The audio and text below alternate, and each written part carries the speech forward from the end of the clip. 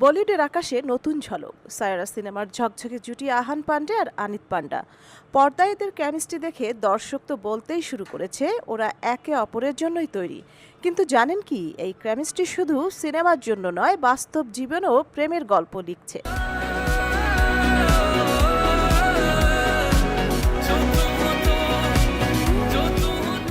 সায়রা মুক্তির পর থেকেই দেশ বিদেশে ঝড় তুলেছে, বক্স অফিসে তো মাতিয়েছে, সাথে ফ্যানদের মাঝেও প্রশংসার শেষ নেই।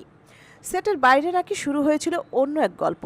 শুটিংয়ের সময় আহান সব সময় খেয়াল রাখতেন আনিতের, কখনো খাবারের দিকে, কখনো রাজ্জাগী স্ক্রিপ্ট নিয়ে আলোচনা, আর এভাবেই বন্ধুত্ব আস্তে আস্তে বদলে গেছে প্রেমে। এখন তো অবস্থা এমন, কেউ কাউকে চোখে হারান না। কিন্তু আশ্চর্যের ব্যাপার হলো, এই প্রেমের খবর তারা প্রকাশ্যে আনছেন না।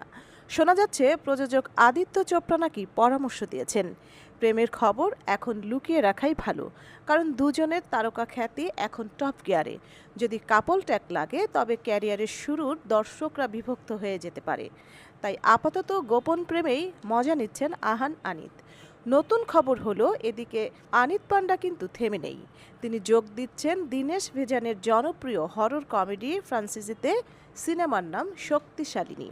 লুক টেস্ট ইতিমধ্যেই শেষ, শুরু হবে এই বছরের শেষ দিকে। আর পরিচালনার দায়িত্বে থাকবেন সম্ভবত মুঞ্জা খ্যাত আদিত্য সারপোদ্দার। দর্শকদের চোখে এরা এখন শুধু রূপালী পর্দার নায়ক নায়িকাই নয়, বরং এক রূপকথার প্রেম কাহিনীর নায়ক নায়িকা। সময় বলবে এই গোপন প্রেম কবে আলোর মুখ দেখবে। তবে আপাতত আহান আনিত জুটি বলিউডের ট্রেন্ডিং সেন্সেশন। সঞ্জিদা জুথি, সারা বাংলা।